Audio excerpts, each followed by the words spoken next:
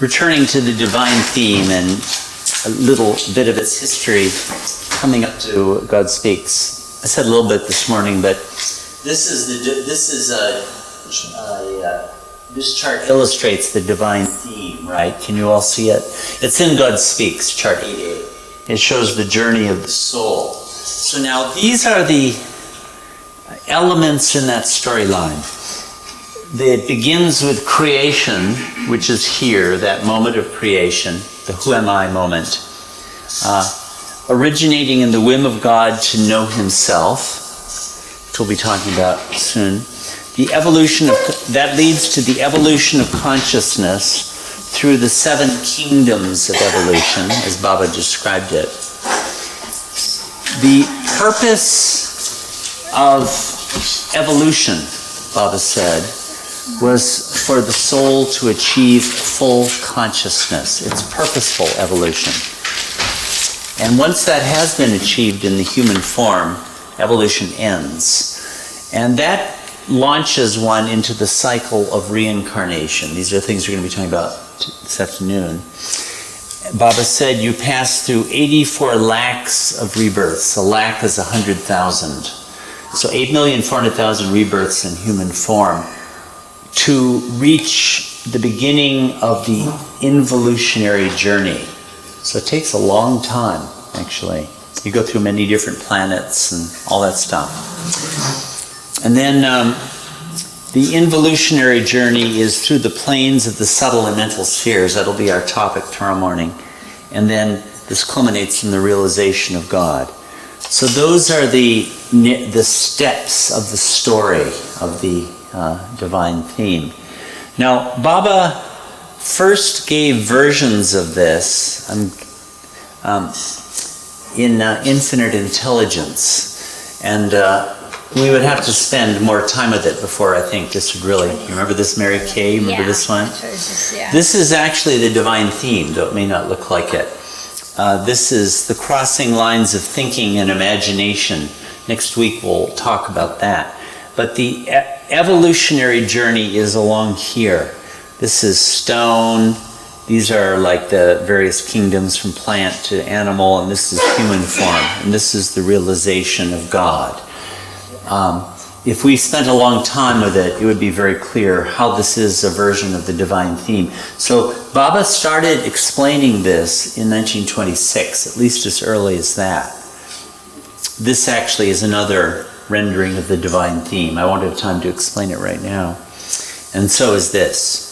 So in Infinite Intelligence, you see, I actually, frankly, let's say some of the great ideas in history as they're conceived, like Newton's 3 laws of thermodynamics, or Einstein's theory of relativity, or things like this. Right. Well, man, this is small potatoes compared to the divine theme. The divine theme is the story of everything. That's right. It's a whole progression through the universe. And this was the first full, adequate expression of this idea in human history that I know of, in Infinite Intelligence. Again, if somebody else knows me to be wrong, that the divine theme was previously explained by someone else, please do let me know so I don't go on saying this. But I haven't been able to find this idea expressed before. The journey of the soul from the beginning to the end. So Infinite Intelligence, we see its first full expression. Now, in 1934, this actually is topically relevant because this takes us to Hollywood. Baba came to Hollywood and he wanted to have a movie made called How It All Happened. And when he was... Really, this is Baba's film project? Yeah. Yeah, this was the main film project. Wow. And this book, Early Messages to the West, publishes this material. People don't seem to really know about this book, but the fifth section of the primary material in it gives this material that Baba prepared to present to the Hollywood. I don't know, Sean, do you know about have you heard of this? No, but I am familiar with the spiritual potential of that. This is the material Baba prepared for a movie. He wanted a movie made. And he came to Hollywood to try to induce them to make it, in fact. So he spent about a month here.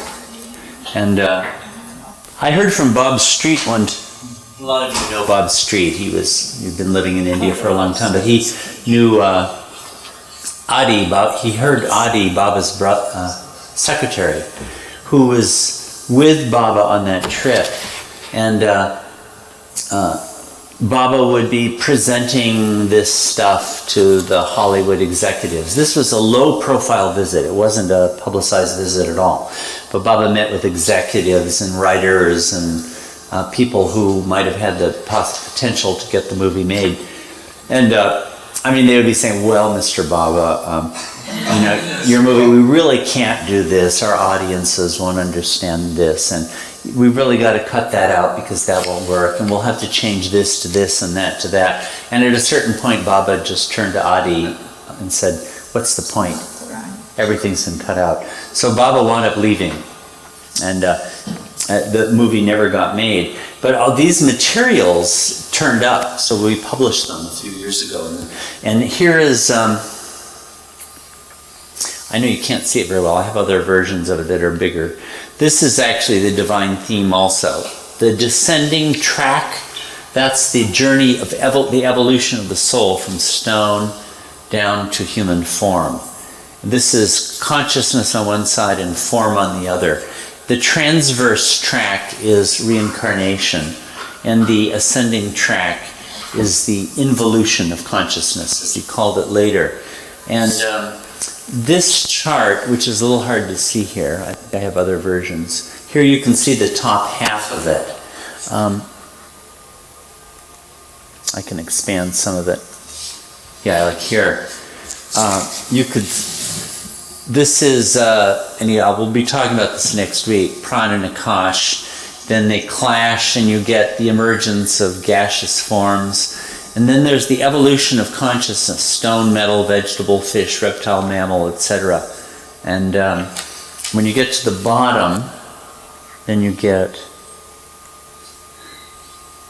this is the transverse track of reincarnation, and then you have the involutionary journey. So Baba had this chart drawn when he was at Meherbad. I think he had Adi prepared. It's very big. It's probably that big or so. And he took it with him on the boat to try to present his idea. And what the movie was, how it all happened, was supposed to be, was a complete account of the journey of the soul. Baba wasn't using the expression, the divine theme in those days, but that's what it was, where you'd show the evolution of consciousness. And then once you get to human form, Baba gave a story of 3 souls through 5 lifetimes. The souls he called X, Y, and Z. Some of you must have read this, right?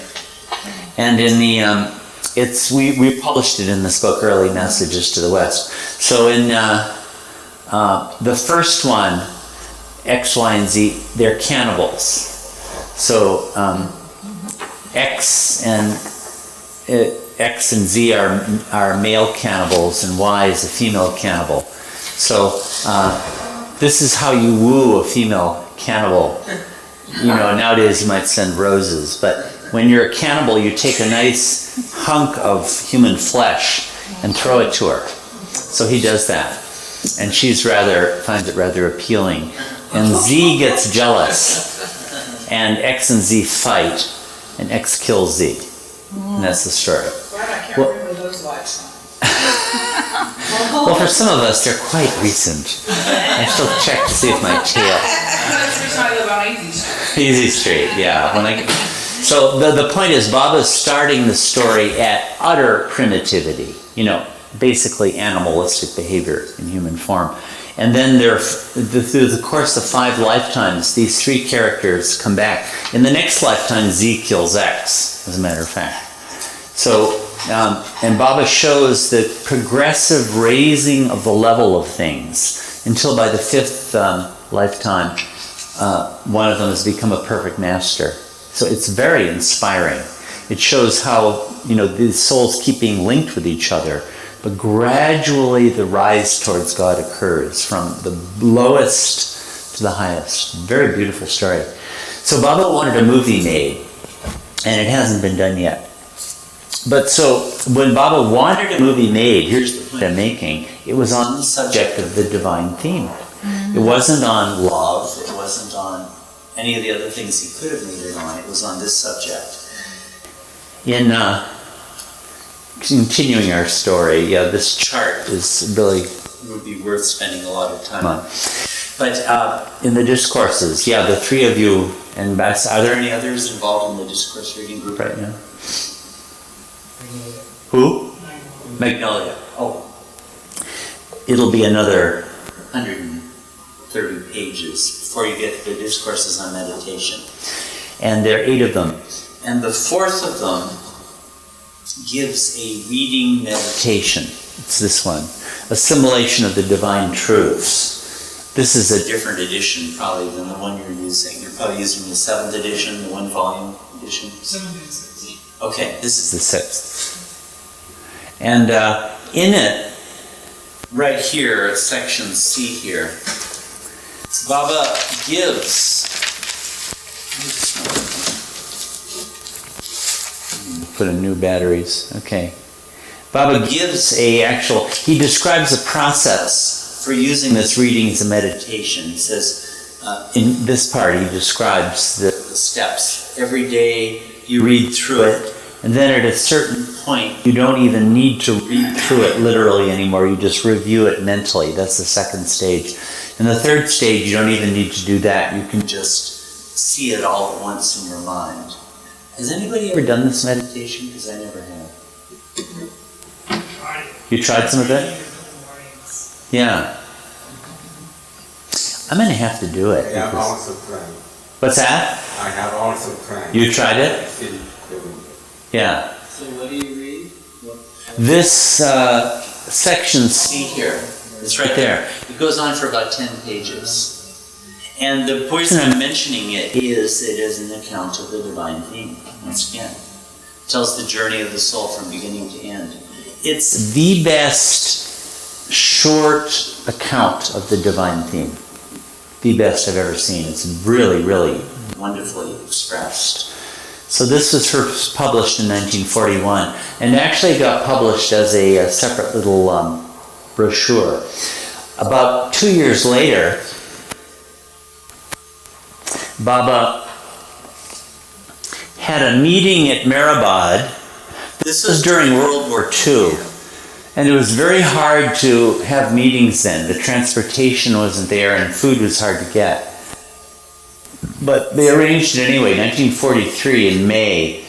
And Baba had, I think about 100 men from around India come to MeherBabaLibrary.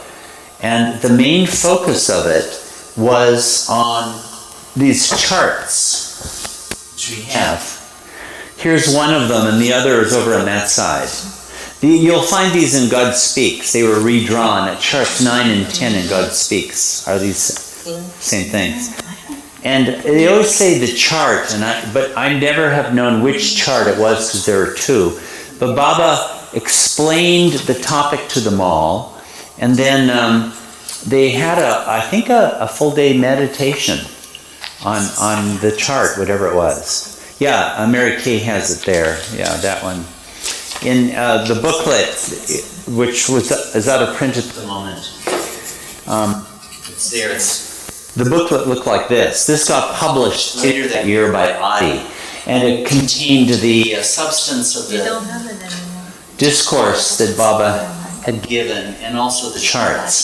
So I don't know of any other time in Meher Baba's lifetime when he had a sizable group of his lovers engage in a collective meditation like that. Does anybody else know of another occasion?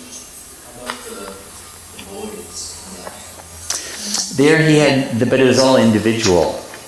He didn't have a group meditation there that I ever heard of. There are 2 occasions I heard of where he had some of the Mandali do it for a little while. But not for long, no. But this is a group of his lovers, about 100 of them. they came to MeherBabaLibrary and they did and it was on these charts. The previous meditation, the reading meditation in the discourses is a reading, but this was focused on the charts. But the subject of the charts, once again, is the divine theme. And then we come to, and by the way, these charts, yeah, here they are. This is one of them. We could spend a whole day on this. This is fascinating stuff. It would take a long time to unpack it all, but this is amazing material, actually. But then we get to, by the way, that's you and me. Anyone here in the gross plane? If you are, that's you and me. If you're on the subtle planes, that's you, and if you're on the mental planes, that's you. Do we have any Sadhgurus in attendance? If so, that's you. Next year. Next year, okay. We'll just put out a request. We would like to invite a Sadhguru. I'll fly one in. Please come. So this is, both of these recount the divine theme in very different ways. This is recounting the divine theme, showing the development of the ego through the course of the journey of the soul. That's what that one does. So now we have diagrams, and the culmination, as I mentioned earlier today, is God Speaks. And here we have the chart that Rano drew for the second. This wasn't in the first edition of God Speaks. There are 5 additional charts put in the second edition, and this is one of them. So now look at that. The first major presentation Baba gives in the 1920s that we know about, apart from the book, which one of you will be bringing forth now properly as soon as possible. But apart from that is Infinite Intelligence. There we get the divine theme, the first time that's ever been presented. When Baba went to Hollywood and wanted a public exposition of his worldview, his darshana to the world, it was the story he gave was the divine theme. When he gave a reading meditation in the discourses, it was on the divine theme. When he had a collective meditation by a group of his lovers focusing on diagrams, it was on the divine theme. And when he gave his great literary masterpiece, it was on the divine theme. The divine theme is really the centerpiece. It's not the only explanation Baba gave. Baba gave many other things. This is what he wanted humanity to get, so far as I can see. This is what he put out front. And it's a story. It's a storyline. It's not a storyline about the avatar. It's a storyline about the journey of the soul. So that's where God Speaks fits into this particular line of development. Yeah. So does this suggest that the crow is the master? Does it look like it? Does look like it. Yeah. Well, Baba did say that crows can see ghosts. I don't know if that answers the question or not. He said that at a funeral, the only rituals worth doing are to feed crows and dogs. This little piece of trivia, because both of them can see the spirit of the dead soul, of the deceased person. So now I think we plunge into the book itself. Any questions about all of this historical background and context before we move on? Yeah. Seems to me, if I'm wrong, please correct me. According to 8,400,000 times reincarnation, Yeah. it is only for gross soul, or also in addition to that, it also for subtle. There's a wording in God Speaks. Well, of course, your subtle body remains all that time. You don't ever discard that. But you have 8,400,000 gross forms, and then you enter into the path. So you'll have more lifetimes after the 8,400,000. Is that what you mean? Yeah. My understanding is that it is when you get to the subtle plane, Yeah. then you have to reincarnate 84, 8,400,000. No, I've never read that. In fact, I've heard that once you get to the spiritual path, it's actually very fast. But it might seem like forever. I mean, if you're on the sixth plane and you're suffering the agonies of love for God, an hour might seem like a million years. I can well imagine, but I think it's very fast then. Because the problem with reincarnation is that you're just wandering around in circles. You don't know where you're going. It's not directed. You don't have the slightest idea who you are or why you came into human form at all. We're following these various human purposes. Oh, I want to have that woman. Oh, I want to have money. Oh, I don't want to let so-and-so kill me. You know, all these different human motivations. And whenever you fulfill one, then you get the opposite. So the wheel spins and spins and spins. That's why it takes so long. But once you get into the path, you start to get a clear idea of what your purpose is. And then the path is direct again. It still is a long path. It's not going to happen in a snap. But in that numerous incarnation that you're talking about, isn't this, even though it's a circle and circle, isn't this that in the next birth you take it from where you left it off? Yeah. So still, it could be a involution. Involution in terms of progress of consciousness. I mean, does that consider any of those birth and death to be considered as the involution of your consciousness? Oh yeah. While you're in the involutionary journey, you continue to birth and death. It doesn't stop. So you'd have more lifetimes. Baba used reincarnation to refer to this phase of the journey. But in point of fact, you continue to take birth and to die when you get onto the path also. I don't know how many more lifetimes, but there would be a bunch more. In the evolution of consciousness, you're also getting born and dying. But Baba didn't use the word reincarnation to designate that. He didn't give us a word. Maybe we could say transmigration, something like that. But what's different about reincarnation is, and this is our topic this afternoon coming into it, what is the difference between evolution and reincarnation? Actually, some of you would be acquainted with this. Yeah. And you're in human form, and strictly speaking, there's no point to it anymore. I mean, once you've achieved human form, you don't need any more consciousness. You've got complete consciousness. You have to spend up all the stuff you gathered. Yeah. Getting there. That's the problem. And instead of doing that, sure, we spend it.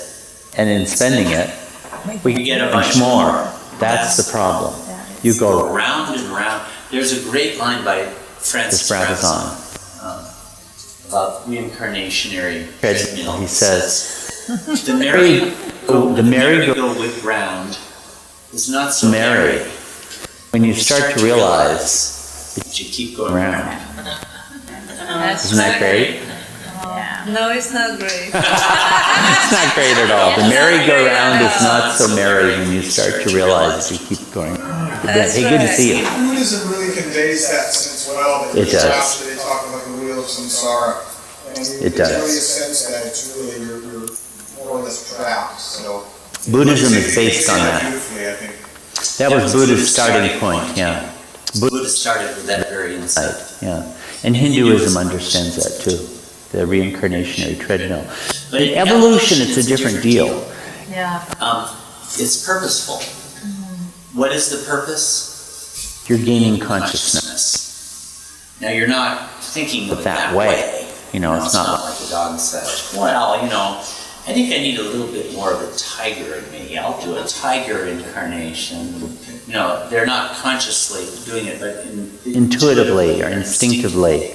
the soul seeks whatever incarnations and experiences it needs to get full consciousness. Baba said it's a direct path to human form. There are no side trips there.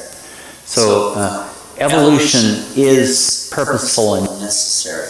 But as soon as you've achieved human form, strictly speaking, you ought to just say, okay, I wanted to know, who am I? We're going to come to Wim in a minute. So, but before I could answer the question, who am I needed consciousness. Okay, I'm conscious. So, who am I? Well, that's what you ought to do. But in fact, instead of that, you've got all the sins scared. So you go to 8,400,000 lifetimes first. Yeah. Know that? I have a bit of an outlandish idea I'd like to get to share and see what you guys think. Maybe this whole environmental catastrophic state that we're getting to extinction and our environmental state is just a cycle of our awakening slowing down so that the humans can wake up with this pressure cooker that is arising. Well, you know, Baba. Say anything? Yeah. Yeah, I don't know where Baba would, the movement had at that time, but here's, Baba has said, this is about Mahapralaya now. You know how Mahapralaya is the annihilation of the universe? So like, we're going beyond the annihilation of Earth to the annihilation of the universe. He said it's happened trillions of times. Trillions of times. All of this has happened over and over again. This is such an old story. I mean, can you imagine that? If it's 14 billion years before Mahapralaya, and that's happened trillions and trillions. 14 billion? Yeah. Before one every occurrence, yeah. And that's happened trillions and trillions of times. I mean, we can't even begin to comprehend the scope of this game. It's unimaginable. But does it have to happen that way according to his architecture? Well, Mahapralaya has to happen, yeah. Yeah. I don't know, maybe the LA group should pass a resolution prohibiting it. No,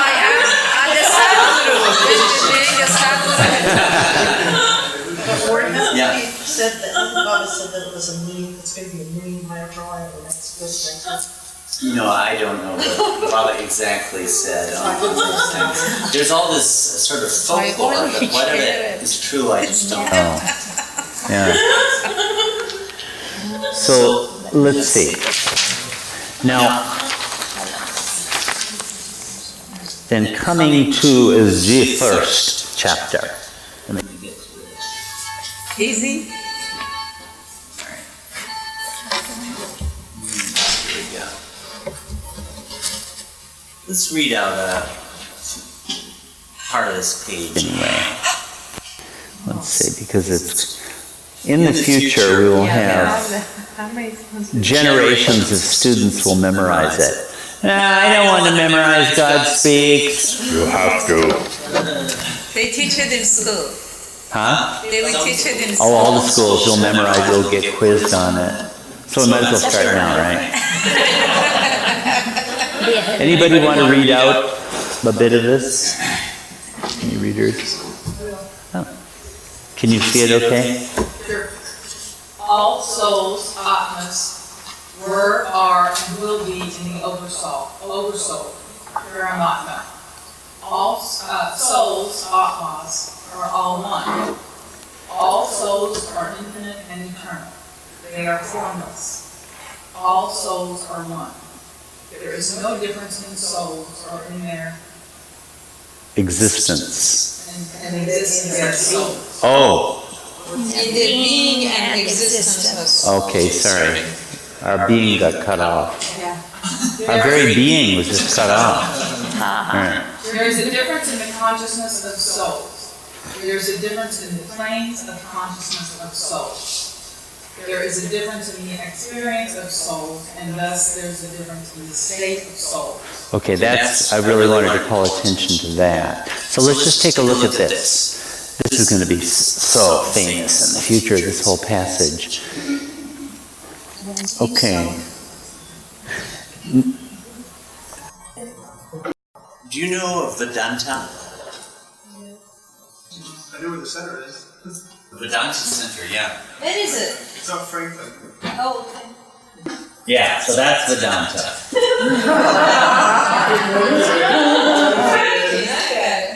Yeah. Okay. This is one of the, actually, I mentioned darshana earlier. It's like one of a vision or a reality. There are 6 astika, that's orthodox darshanas in Hindu philosophy, and this is one of them, and it's probably the most famous. And the branch of it that is most important is, I'll write this word too. This is in purple for some reason. Advaita Vedanta. Advaita Vedanta, that's worth knowing. And this is what Advaita, do you know what Advaita means? Non-dual. It's actually, you can see our English in it. Diva, two. I was an Old English professor. Two comes from the Old English word twa, T-W-A, twa. They said the W in those days. And that's related to diva, which means two. And a means not two.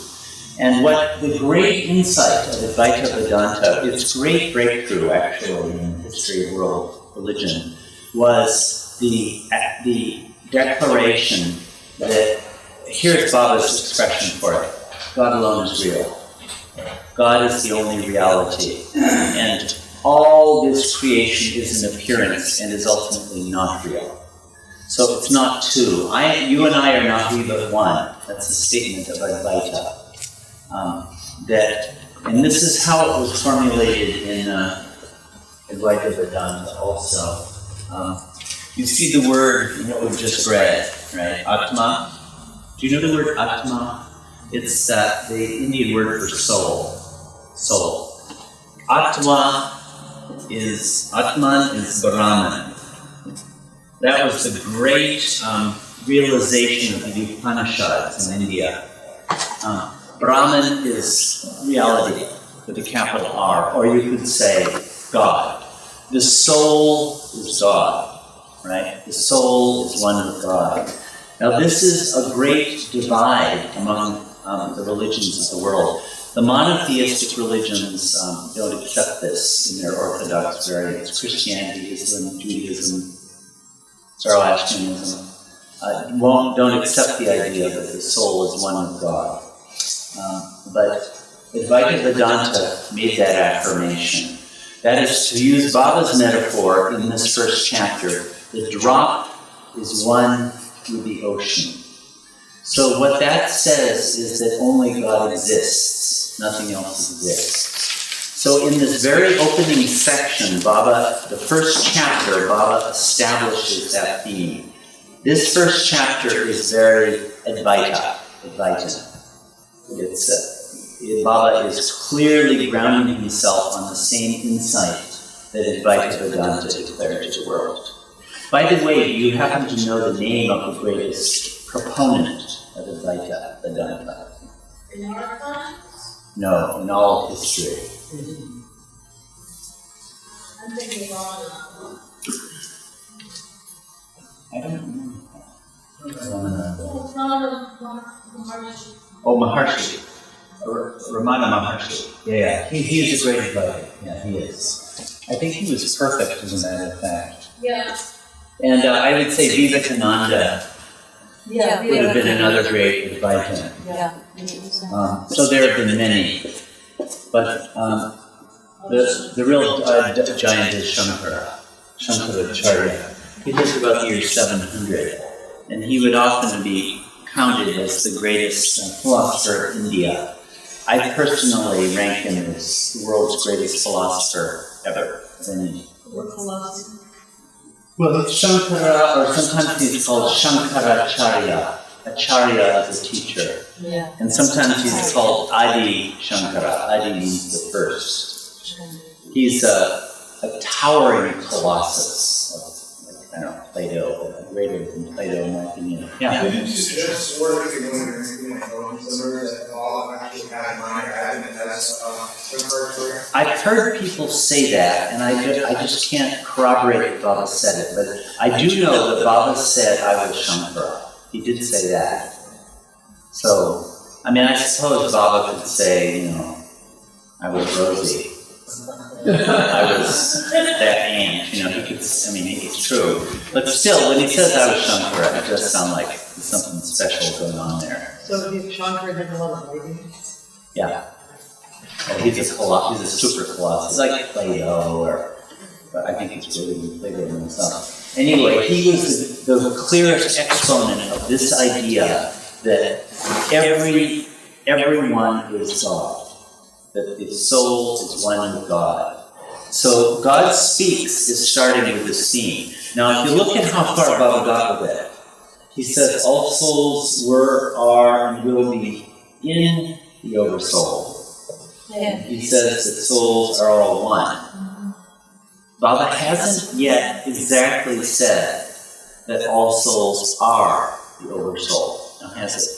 No. He says they're in the Oversoul. Now, if he only took it this far, Orthodox Islam and Christianity, they might not like all souls are one, but probably could go for they're in the Oversoul. I think that would be an acceptable view. But it took me, after reading God Speaks, as I've commented before, and maybe some of you have experienced, I don't know how many times I've read God Speaks. And every time Baba keeps sticking new stuff in, because I'm sure if it had been there before, I would have noticed it. But I keep rereading it, and I say, what? I never noticed this. And I never understood how this first chapter was organized. But then it was only about 2 or 3 months ago that I saw this. I noticed it, I'd seen it, but, so now look at this. This is page 6 of that edition. Okay, the Atma can never be out of Paramatma. Do you know what Paramatma is, by the way? The Oversoul. Atma means soul. Atma means Brahman, right? Baba didn't really use the word Brahman, but that's what they did. Baba used Para means transcendent or greater. So the greater soul, Oversoul, is a very good translation of Paramatma. The Atma can never be out of Paramatma. In that first sentence, he said all souls are in Paramatma, right? Because Paramatma is infinite and unlimited. How can the Atma come out of or have a place beyond the limitlessness, the limitless, right? That makes sense. If Paramatma is limitless, how could anything be outside it? That's inconceivable. It's a contradiction in terms. Makes sense. Okay. Therefore, the Atma is in Paramatma. That's what he said in the first sentence. But now he takes the next step. After establishing the primary fact that the Atma is in Paramatma, we go a step further and say Atma is Paramatma. That's the critical step. Do you see that? It means I am God. Right? Otherwise, God would be someone separate from me. The end of my journey might be where I'm in rapturous contemplation of God, in rapturous adoration of God. Christians would affirm that much. But the Christians would not affirm that I am God. But that's what this says. So he says, so you see the whole logic of this first chapter is first he's saying everything is in Paramatma, and now he's saying everything is Paramatma.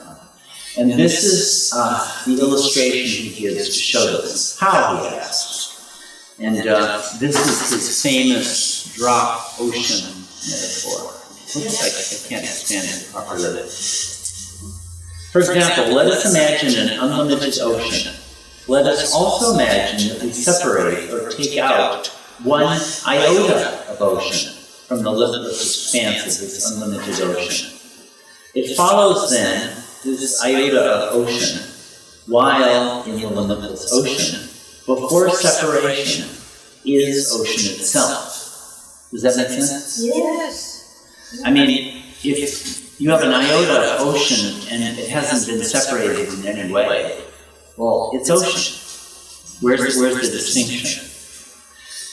By the way, this is an important point, I feel, to bring to mind when dealing with this ocean metaphor, here and many other places in Baba's literature. One, God is indescribable, right? And God is beyond understanding. So Baba gave us the figure of an ocean. And when I conceive an ocean, I close my eyes and I see this vast, dark ocean that goes on and on and on forever. That's my idea. Here's the problem with that image. The ocean of Paramatma has no space. So it's an infinite ocean without space being there. Now that's unimaginable, right? Can you imagine it? But we have to keep that in mind. So this iota of ocean is within an ocean where space is not, time isn't there, space isn't there, there's no extension. When Baba gave a meditation on this in the discourses, is where he said that one of the meditations is, I am the infinite within. Or you could have I am the infinite ocean or the infinite sky. You could use those images. But Baba said you try to imagine that, but he said it's helpful to imagine that infinite ocean as being within yourself. And the times, I've actually never done this meditation either, except in groups like this, where we did it for a whole 2 minutes. That's all it would take. But I found even in 2 minutes, when I remembered to place the ocean within myself, it made it much more powerful. And I think this is the reason for that, because it helps to give a feeling for the sense that that ocean has no space.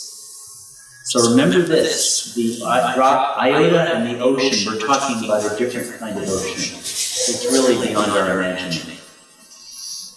So, okay. And it's not there in the shoreless ocean as an iota of ocean. This is the iota. It's not there as an iota of ocean, because every iota of ocean, when not limited by the limitations of a drop, is unlimited ocean. So this is the basic figure Baba gives for it. When you don't have any separation, every soul is identical, is the Oversoul. That is to say, I am God. That's the foundation of MeherBaba's darshana, using darshana for his philosophy. Right? The real foundation is the same foundation as Vedanta, in terms of its cosmic metaphysics, its eternal metaphysics. The soul is one with God. That's where this chapter gets to. And now, if we were taking more time on this, we could go into the whole next page. Baba gives in fact, I'll just mention, he says, when you have an imagined separation of the iota from the ocean, it is as if on the surface of this ocean, now of course this ocean doesn't have a surface. He's trying to give a metaphor for what's unexplicable. But so you suddenly get the surface, there's a bubble there. And the bubble is a figure for our false individuality, right? Charlie, Mary Kay, or Sean, or whoever it might be, where we imagine separation. So it's like the bubble is an imagined separation, but in reality, the iota is and forever will be identical with the ocean. That's the foundation of God's speaks. Yeah. When you say identical with the ocean, does iota have all the attributes that the ocean has? Yeah, the iota. In its limitless way, I mean, not in an imaginative, because once you imagine it, yeah. So this is before any kind of imagination has occurred. Right. And then the iota is ocean, because there's nothing to separate it. There's no reason to differentiate it at all. It is ocean. This is before the consciousness. Yeah, that's right. This is in the original state. Original state. When consciousness arises, then all the trouble starts. It's eating that apple from the tree of knowledge. Once you start to know things, a little knowledge is a dangerous thing. Huh? So now, Baba. So this is, you get the foundation. This first chapter is establishing this foundation above anything else.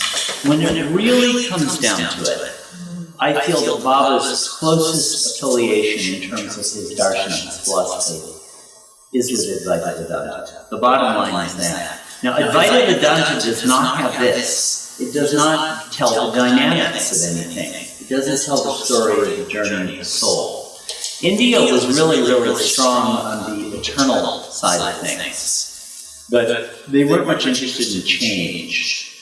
So this account does not allow for change yet. Vedanta doesn't give anything on that account. But on the eternal reality of things, Baba's account is basically Vedanta, so far as this goes. Now, yeah. My question is back in page 1. Yeah. If we have time. Yeah, I'm going back there. Yeah, I would like, if it's possible, I got the soul and oversoul part on 6. Yeah. But this one, just what declares as a difference in consciousness of the soul. Right. I was going to come back to these lines here. There is a difference in the consciousness of soul. Yes. There is a difference in the planes of consciousness of souls. There is a difference in the experience of souls, and thus there is a difference in the state of souls. Now, it was just a couple months ago that I finally sat down and said, okay, I'm really going to try to understand this after all these years. And what these 4 terms are. In fact, I have a slide here I created on those 4 terms. Consciousness, planes of consciousness, experience, and state. What does he mean by those 4 things? Right? Do you get this? Are you following this? I don't know these people. So, in other words, here's the problem Baba was dealing with. He's just said, all souls are in Paramatma. And in a few pages he's going to say, all souls are Paramatma. Like, Al-Halaj says, Amal-Haq, I am the truth. The Upanishad say, Aham Brahmasmi, I am God, I am Brahman. Okay, well then where did all this stuff come from? It's the obvious question. Where did an appearance of multiplicity come from if only God is real? That's the question he's asking. And this is, he's starting to say there's a difference in these things. Now, consciousness, what Baba's application of this idea at this juncture is, he's talking about what the soul is conscious of, in particular, the body. Body identification. Now, I think I'm the body. Don't you guys? Think you're the body? No.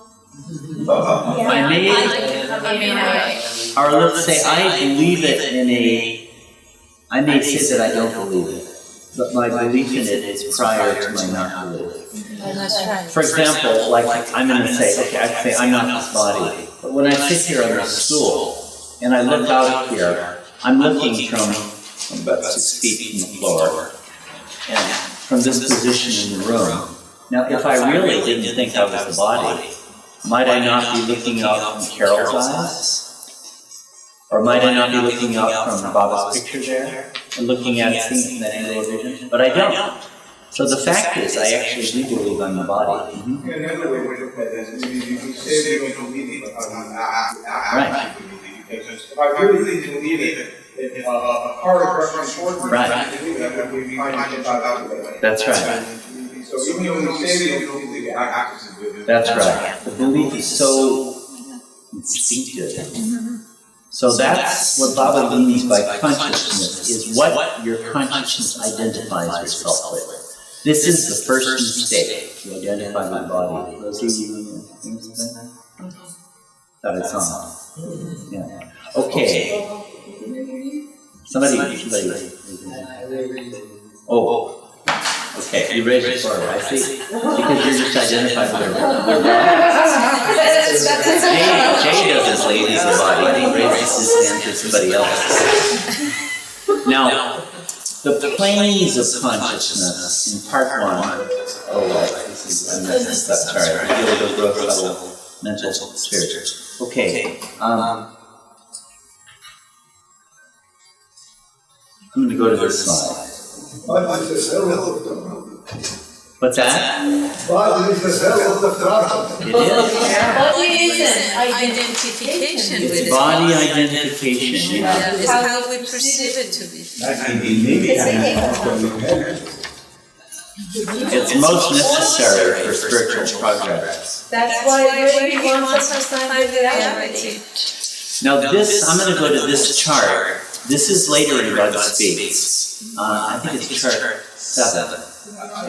See if you wanted to open to it. What page is it on? Can you read the book in hand?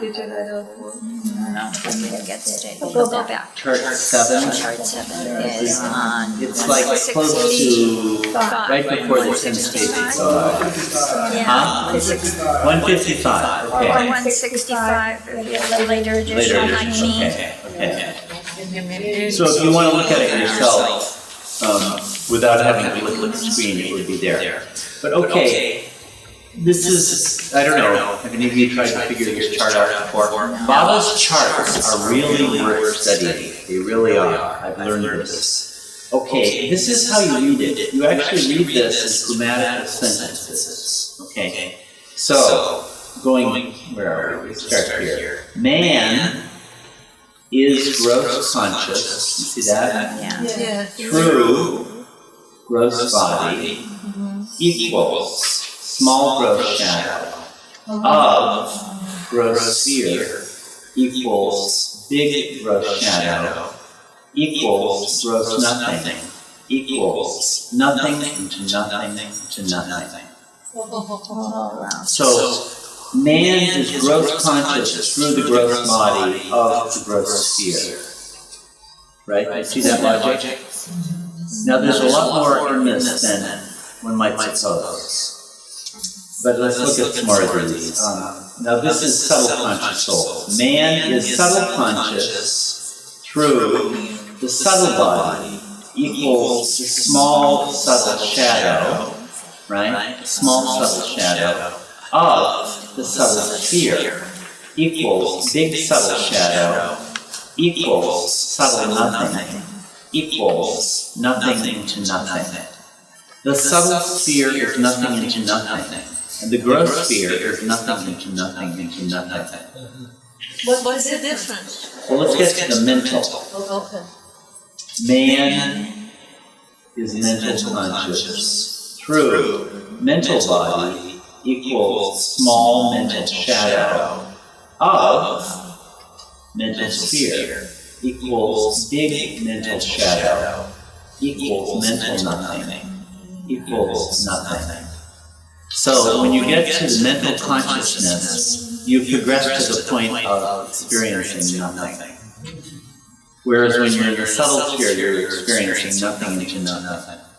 And the gross sphere, for those few blinded souls of us there, you're experiencing nothing into nothing into nothing. Now, this is the small gross shadow, and actually the first chapter around page 4 explains this point. And this is the big gross shadow. And here's what Baba says about it. The body is the shadow of the soul, and the sphere is the shadow of the oversoul. You get that? Yes. So, for those of you who have read Infinite Intelligence, this links into an enormous theme here. We could spend a long time on that because it's quite important. It's much more important than I would have known. This is called thinking the imagination. Remember thinking the imagination? The thinker thinks, and this is the imagination. So the gross sphere and the subtle sphere and the mental sphere are nothing. They are nothing. And that's what we're experiencing.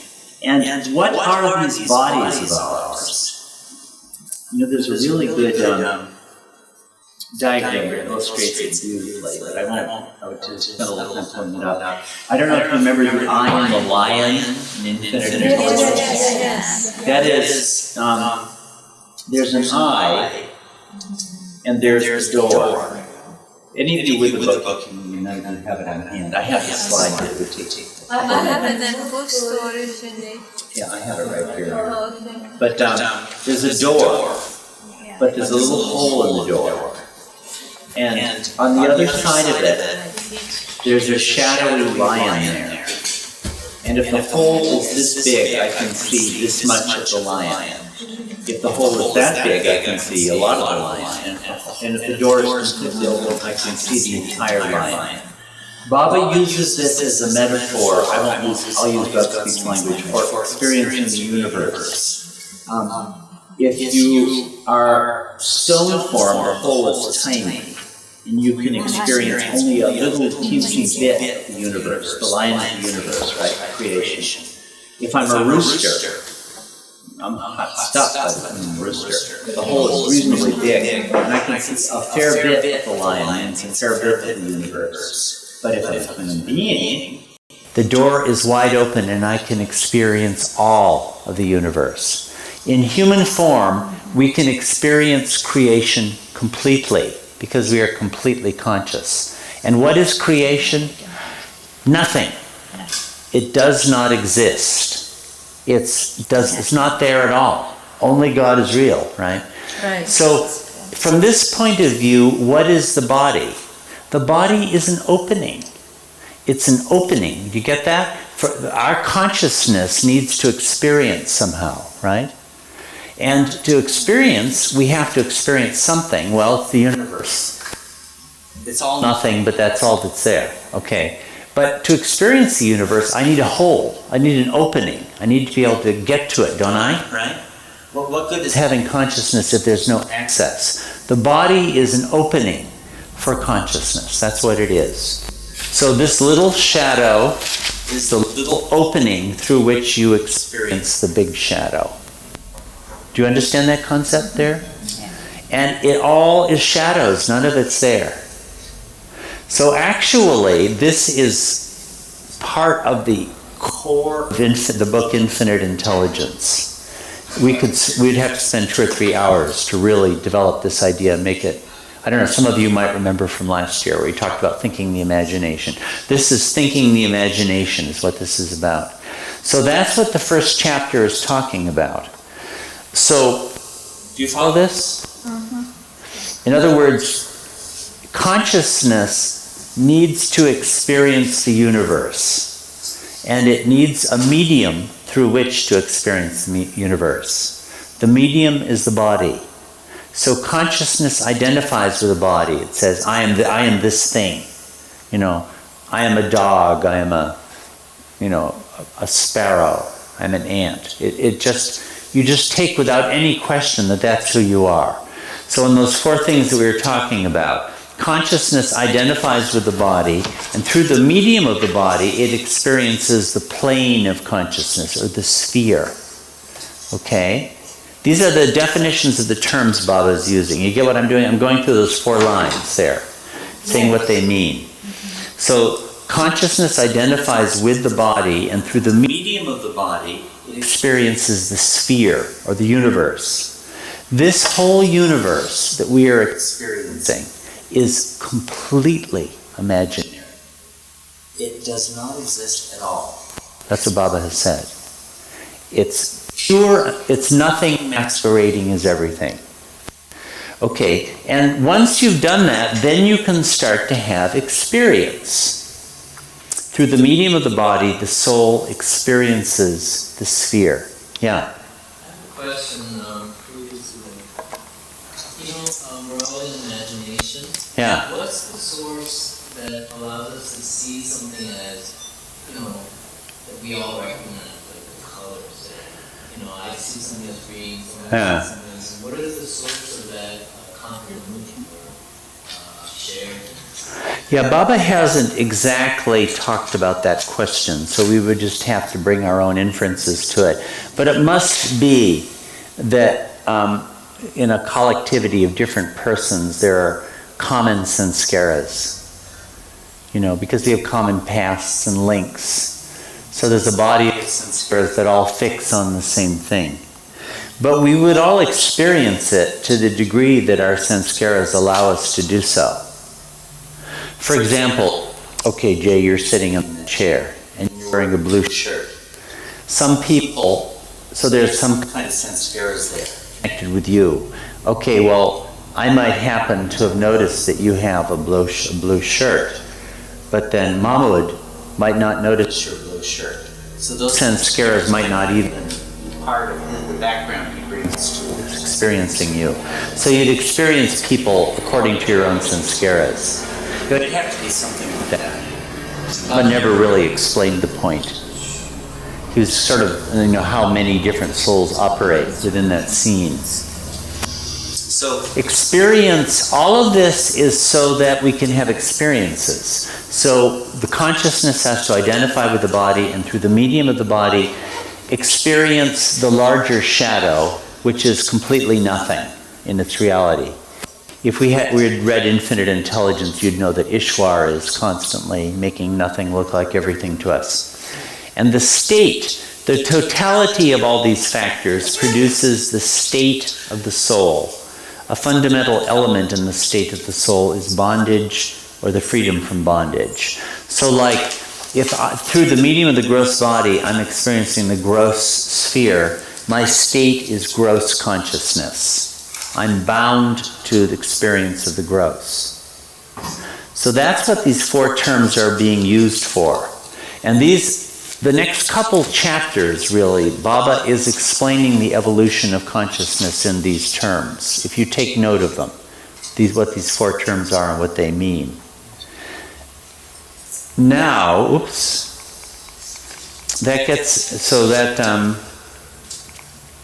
so then after having explained this is where we were. There is a difference in the consciousness of souls, there is a difference in the planes of consciousness of souls, there is a difference in the experience of souls, thus there is a difference in the state of souls. Now he starts, most souls are conscious of the gross body, Sthul Sharir. So here he starts talking about consciousness, right? We have these four terms, consciousness, planes of consciousness, experience, and state. Here's about consciousness. Here he's talking about the planes of consciousness, the gross plane, subtle plane. Here he's talking about the experience that you have, that medium. And the next page, this is actually about the state. I won't spend more time on this, but this is where we need to get to. Now he asks the question, he said there's a difference in these areas. Consciousness, planes of consciousness, experience, and states. Okay, we have differences. Where do these differences come from?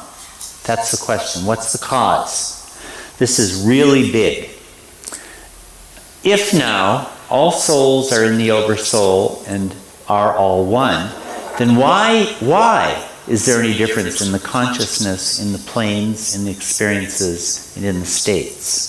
We've been given that there are differences, but why are there differences? And this is really the cornerstone of Meher Baba's philosophy, or his darshana. The cause of this difference is that the souls have different and diverse impressions, sanskaras. Sanskaras are the foundation of it all for Meher Baba. He said that a number of times. He said in the 20s that no one has ever explained sanskaras in the way that I have. Like that. So then the rest of the chapter does a lot of development on this, on how sanskaras produce all these differences in the states of souls. And we're going to talk later on a little more about what sanskaras actually are. So these are some points from the first chapter then. It's really laying foundations, the foundation of Advaita Vedanta. It's talking about some of the key terms, consciousness, planes of consciousness, experience, and state, those things.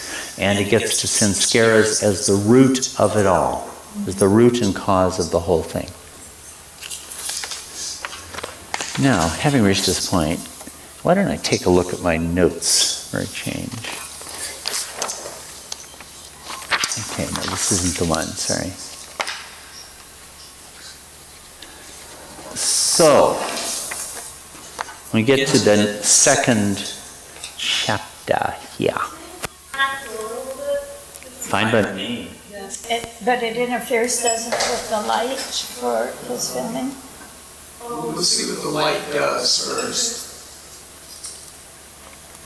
Might be down below. Put on the AC. it's not everybody. What do you say, Charlie? What's your... That's doable. It's doable? Yeah. Okay. Or, Okay. That much? You hit the threshold. Okay. No, we're just going to go lightly through creation, evolution, and reincarnation in the next hour. We can deal with all of that. So these are some of the Meher Baba's creation story and the initial urge. The scientific account of creation and evolution and its discontents. A few words about that. Evolution of Meher Baba's account. Then we get to reincarnation. God Speaks, part 4, deals with reincarnation. God Speaks doesn't deal with reincarnation all that much. You'll find a lot more elsewhere. And the title is Reincarnation and the Impressionless Equipoise of Consciousness. And then Sanskaras and their representation in discourses in infinite intelligence. Then the Buddhist account of karma, Pratitya Samutpada, and the 12 Nidanas. Have any of you dealt with Buddhism at all? You dealt with Pratitya Samutpada or the Nidanas? Okay, and then Baba's discourses. Obviously, we're not going to get to all of this, but I'm just marking the topics. And all of this pertains to fundamental themes of great importance to most people, like cosmic justice, free will, and predestination. People all the time ask, where's the justice in this world of ours? All the schnooks always seem to get away with it, and all the good people always seem to get punished for their goodness. God can't exist. God can't be just. Okay, well, and reincarnation and karma really explains the underlying rationality of the whole thing. Now, how should we're going to really come back to this a lot more next weekend, but how did creation originate? Say that question. How did creation originate? Oh, how did it originate? The whim, yeah. The original urge. And this chapter talks about that. Now, this isn't a way of approaching an issue that we'll get to more on next weekend, but Baba used several words for it. One was the initial whim, and then another was the urge. What do you think about those two words? Do they mean exactly the same thing to you? Whim and urge? No, it doesn't. Yeah. And what about urge? Urge produces there was an idea before. Yeah. It's kind of pushed forward. Urge seems to imply a motivation. That's what it is. A maybe not fully self-articulated motivation. I may not be fully conscious of what it was, but I did have it. But a whim is unmotivated. So both of those words occur with reference to this, which is an interesting point. I don't know, what do you think about that? Okay, what is the whim? So it's with. For God, yeah.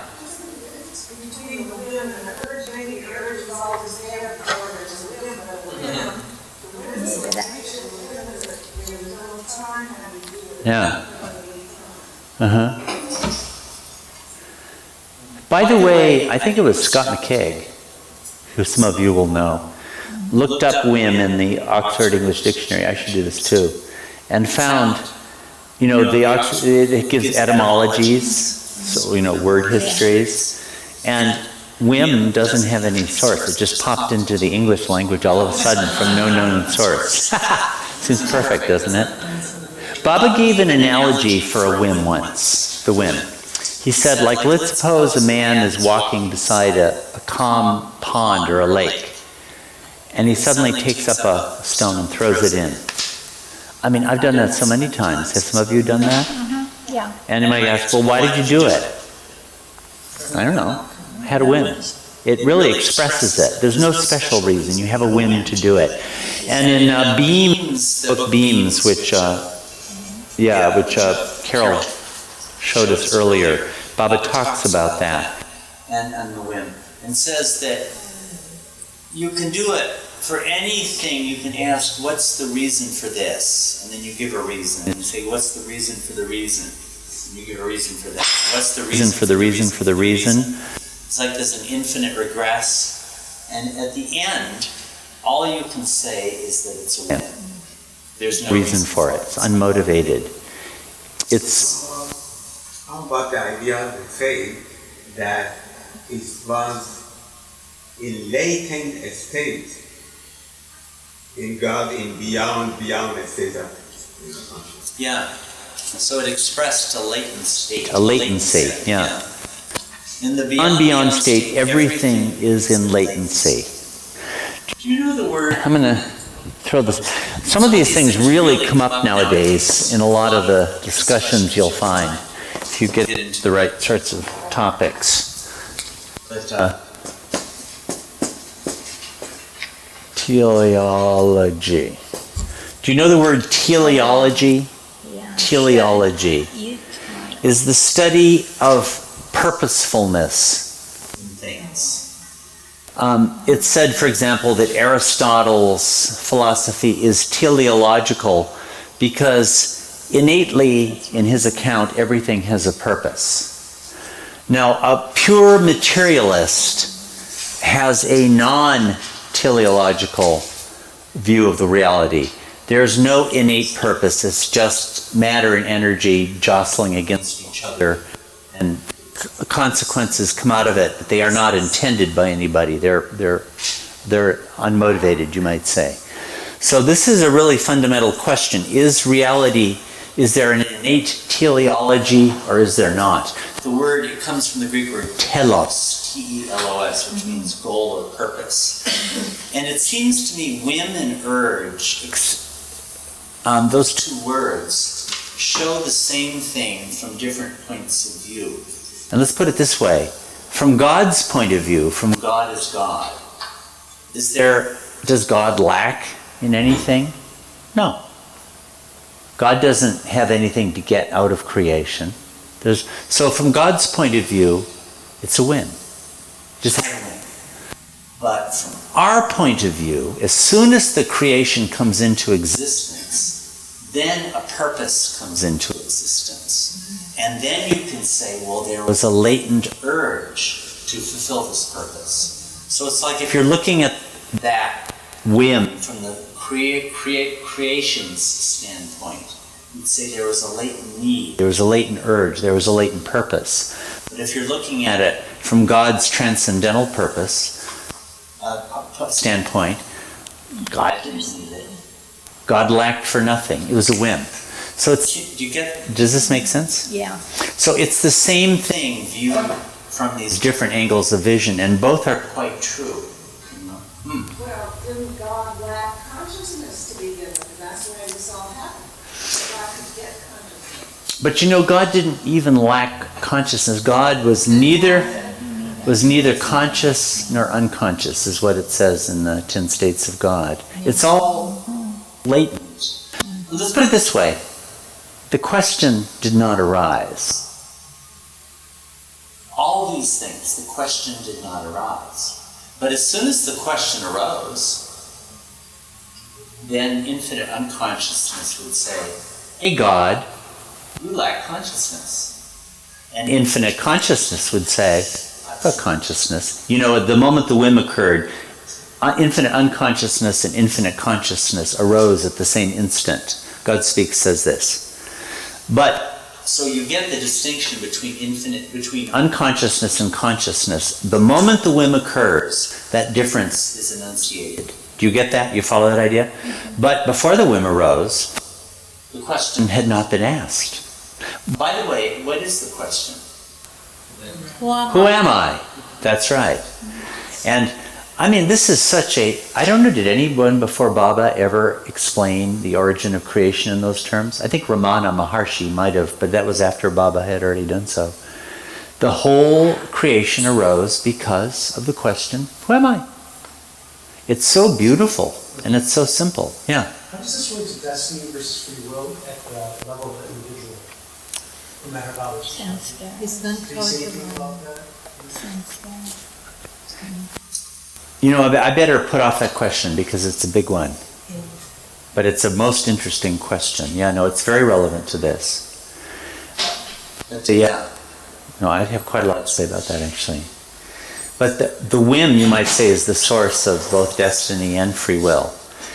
Now, in Infinite Intelligence, Baba says that all creation was created by desire. Why would desire be another word for this? What is it a desire for? Urge? For what? To know oneself. Know yourself. To know yourself. That's the root of all desire. That is to say, I want to know God. Now, the problem with desire is, because of sanskaras, we keep mistaking what it is that we want. You know, if I'm a hungry tiger and I look at a lamb and say, I want you, or whatever the desire's object is. But underneath all of that, what is the source of all desire is the whim to know, who am I? That's what drives desire. So, in a sense, all right, love. Why is love desire? I mean, it actually is. Even the highest love. The highest love is the highest desire. But it's a hard desire. Yeah, Which is not forbidden. It's a desire that's purified of all other sanskaras. Let's take Mera, Baba's Mera. That's desire. But it's desire for the right thing, finally. Pure. The problem with our desires is they've always focused on an external. It's like that body consciousness we were talking about. When you say, I'm the body, then you immediately project onto the nothing and say, I want that. That's the problem. But when desire has been purified of all sanskaras, of all false images, instead of this mask or this personification or this fraud or that fake, instead of those things, when I start to see what it really is, I want God. And why do I want God? Because in truth, I am God. The iota is the ocean. So the desire is another, that's very clarifying, I think, to understand the root of desire is the whim of God to know himself. It's just falsely, it's found false objects. That's the problem with desire. So Baba says in God Speaks, in a number of places, the mind has three aspects: thoughts, feelings, and desires. And desires are the highest. And when I first read that, I thought, that's kind of odd. But it's actually not odd. Because when you really find out what it is that you really want on the sixth plane of consciousness, then true love awakens. True love is the purification of all desire. So in a sense, that's where love would fit into this whole storyline, even though Baba doesn't use the word very much. So is that the reconciliation between whim and purpose? That's what I would say anyway. Whim and urge. Urge is designating that in terms of there being a latent purpose. And whim is designating the whim of God without reference to purpose at all. So to me, the instant the whim has occurred, there is a purpose. Before the whim has occurred, there is no purpose. Right? If God is all-sufficient, God is neither conscious nor unconscious. There is no attribution at all you can give to God in the beyond state. Well, purpose doesn't come up. But the moment the question is asked, there is a purpose. So Baba's account of the universe is teleological. The instant creation has come into the story, right? Right? The moment God has asked the question, who am I? Everything is purposeful. This is not a purposeless universe at all. But before God asked the question, there was no purpose because God lacked for nothing. There's a stupid joke my dad told me once. There's this little kid, wonderful little boy, and he's a wonderful, ideal kid, but the only problem is he doesn't ever say anything. But in all other ways, he's perfect. But then they're sitting around the breakfast table, and he's about 4 years old, and suddenly he says, "Please pass the milk." His friend said, "What? What? You never said anything before. Why did you do it now?" And he said, "Well, I never needed anything before this." There's never any shortcoming. Before the question arose, God was perfectly content. And there is no purpose. So ultimately, there is no purpose. Ultimately, reality is non-teleological. But the instant the whim arises, purpose comes into it. So Baba's whole account of evolution, reincarnation, and involution is teleological. It clearly is. There's a purpose that drives it all. And that's a respect in which Baba's account of evolution differs from that of materialistic science. Does somebody want to bring this name up? And where does the beyond God fit into this? In between the beyond and the creation? Yeah, we'll say a lot more about that in the last session. But Baba does say this about the whim, that the whim in the beyond state of God, the whim becomes inconceivable. In the beyond state of God, it wouldn't even be inconceivable. But the moment it becomes inconceivable, it happens, of course. And the moment, we'll have to read this, it's an amazing passage. It's like a 2-year-old. If you say, "That's out of the question," well, of course, the 2-year-old will promptly set about to do it. So the beyond state is like a 2-year-old. As soon as the whim becomes inconceivable, it immediately arises because of its inconceivability. It's a beautiful section in the 10 states of God. And the moment a whim arises, the question, "Who am I?" you have ignorance and knowledge come into existence then. Because "who am I?" indicates ignorance, right? I wouldn't ask such a question if I were not ignorant. Infinite unconsciousness is there. And the moment the question has been asked, the answer is there. I am God. Those two states of infinite unconsciousness and infinite consciousness arise at the same instant. At the same instant they arise. And the entire journey of the soul is from infinite unconsciousness to infinite consciousness. That's all it is. If we're going to get 10 states of God-ish about it, that chart, it's from 2A to 2B. 2A is infinite unconsciousness and 2B is infinite consciousness. The whole journey of the soul is just to do that. That comes out of the beyond state of God. And the beyond state, these questions the question didn't come up yet. Yeah. Sean? Talk about then why we've done this a trillion times. What was that? Well, I mean, why has the universe been, destroyed this 3 more trillion times? And he's talking about that, like, hasn't that question, hasn't that desire? Well, I'm trying to remember. Is that like one whim? Or is it whims ad infinitum? Yeah. Well, Baba did say, this is in the stuff he gave to Francis Brabazon. That's the source for that. But he said that after Mahapralaya, this is on the universal scale. You know how on the universe, through the small shadow, the body, you experience the big shadow, which is the universe, right? Yeah, the lion, right. I should show that because that's such a great illustration of it. So when I go to sleep, it's like Mahapralaya, but it's on the individual scale. So it's like going to sleep.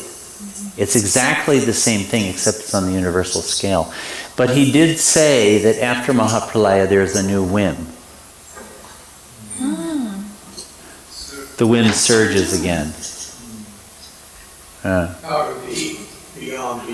Actually, he said, you go back to the beyond state. And out of the beyond state, the whim surges. But then Baba asked the question, this is the notes to Francis Brabazon. Well, this would explain how that happens after the first creation. You go back to the beyond state and the whim surges out of the beyond state. But how did it happen the very first time?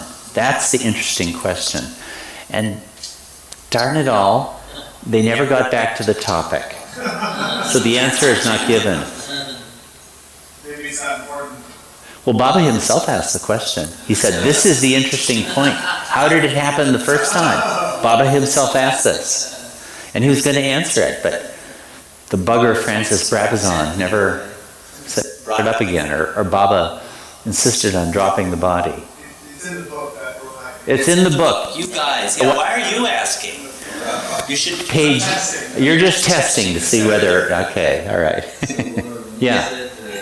Both arise at the same time. Yeah. Maybe think of a battery, like plus and minus. Yeah. And then the electrons circle from one side to the other, right? Mm-hmm. That souls are moved. The opposites, yeah. Baba gave a beautiful analogy in the 10 States of God to anticipate. He's explaining the same point. You'll find this in the section on the whim and beams, by the way. That's another place. A beautiful explanation. But Baba says, how is it that infinite unconsciousness and infinite consciousness can arise at the same instant? How can that happen? And Baba says, or it's actually Eric's writing, but obviously Baba explained it to him.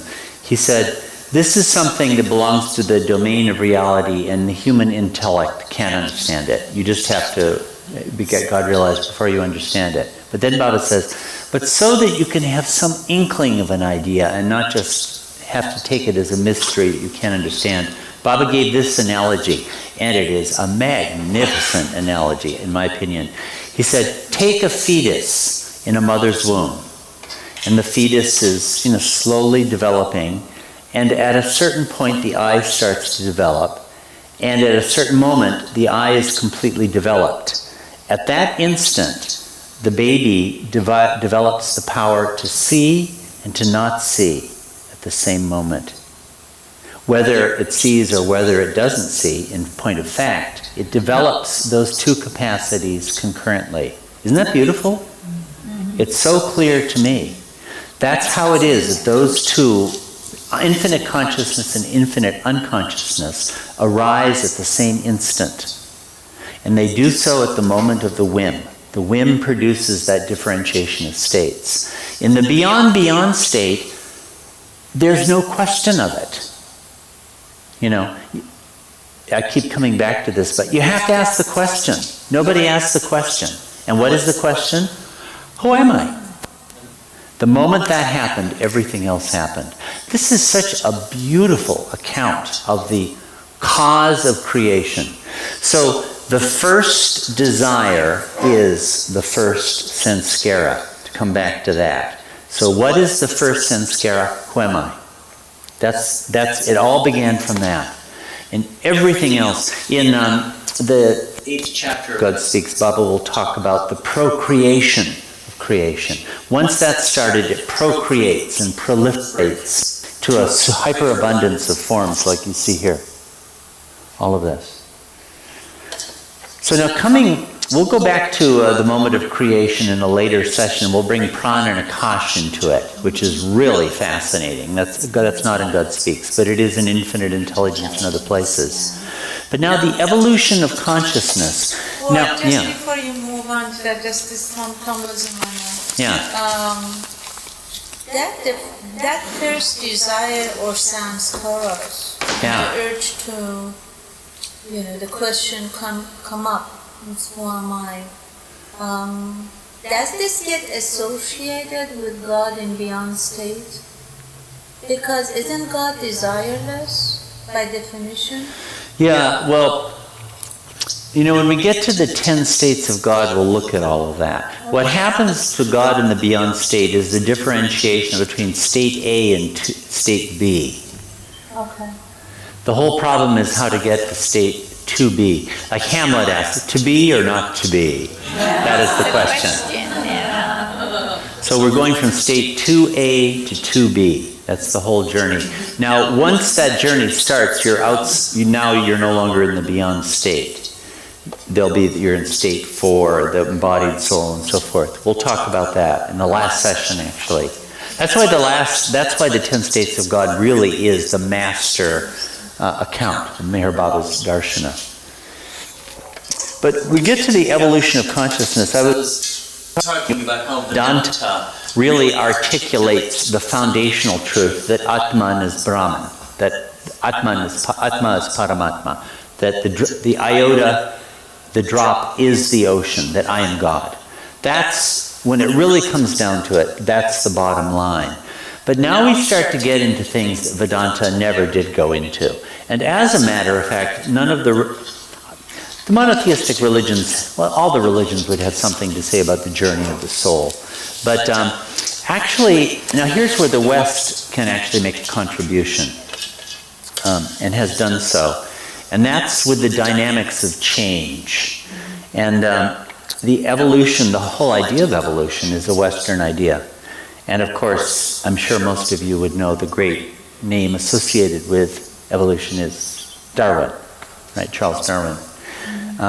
So Baba was taking on that idea in a certain way. But what do you think? What is the relation between Darwin's neo-Darwinian evolution and Baba's evolution? Are they the same, or are there significant differences? Can you think about that? Because Darwin's theories were so far broader than just the survival of the fittest, so I don't know.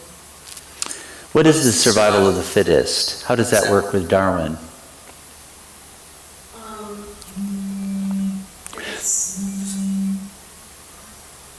It's the evolution of our survival based on our strengths or our ability to adapt.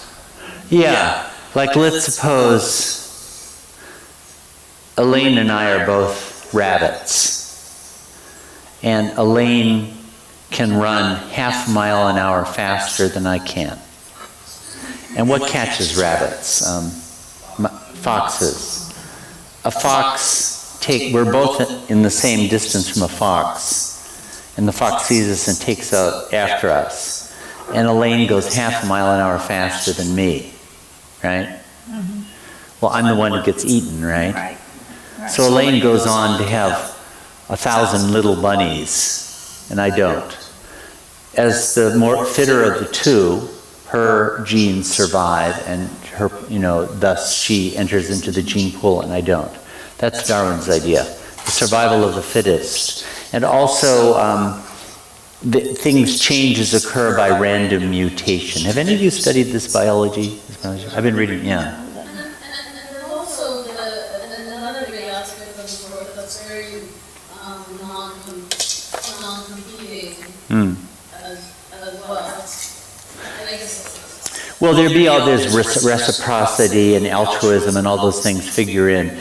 I mean, evolution would favor those behaviors which best conduce to the creation of progeny would be those genes that survive, and all kinds of behaviors, competitive, cooperative, all kinds of things like that. But the one thing that's common about all of it is it is non-teleological. That is to say, there's no underlying purpose. It's all from material phenomena. It's all from genes, which ultimately has a biological, chemical, material basis to it. There's not any innate purpose. How does that compare with life? The soul has to experience everything that is not God. Yeah. And become God. So all these forms have to take the forms in order to experience the next thing that's not God. Yeah. You have to keep moving forward. Forms are just there. Yeah. Jump from one thing to another too. Yeah, you need a completeness of experience. And you have to try all alternatives on the route to that. The human form, the one thing we've got is we're complete. We have a maturity of experience. We've tried out all the alternatives in getting to it. Because to get full consciousness, you need to have tried. You need to be a prey. You need to be a predator. You need to be strong. You need to be weak. All these different things you have to have done. So in this respect, Baba's account is teleological, is it not? It's driven by a purpose. And what is that purpose? Everything. In the end. In the end. And That's true. The end is purposelessness. But until you achieve purposelessness, you're all consumed by the purpose of experiencing purposelessness. Yeah. And that's how evolves the progress of consciousness. Yeah, so the evolution of consciousness is motivated. So that's a fundamental difference between Baba's account and Darwin's. Darwin's is random mutation and natural selection and the survival of the fittest and all those sorts of things. The survival of the fittest fits into Baba's story. In his chapter on evolution, you'll see the phrase, the survival of the fittest. The soul experiences that. It becomes more aware of it in worm form, especially in worm form. It really is, the soul starts to become aware of that. In plant form, it's not exactly conscious of it. It's doing adaptive behaviors in plant form, that's true, but it becomes more articulately conscious. And as instinct involves, the instinct, that's where the soul really becomes conscious of survival of the fittest. I have to survive and I'll kill others to do it. The soul needs to do that, needs to have that experience. Actually, there's an evolution from instinct up to intellect in human form. And then when you get advanced, intellect turns into other things. So this is a big difference. Baba's evolution does show a progression of forms in terms of greater complexity, more and more. But the big difference that Baba's account gives is that there's a purpose in it. And here we can say more about that, and that would be the relation of these two words. I think I have a slide on it actually, but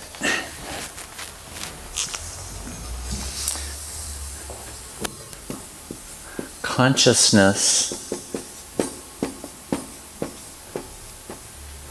and sanskaras. These are big concepts in Baba's darshana. What happens in terms of, in the first of these, through the evolutionary journey? What happens to consciousness? Or let's put it this way. I don't know if you can see this. All right, over here.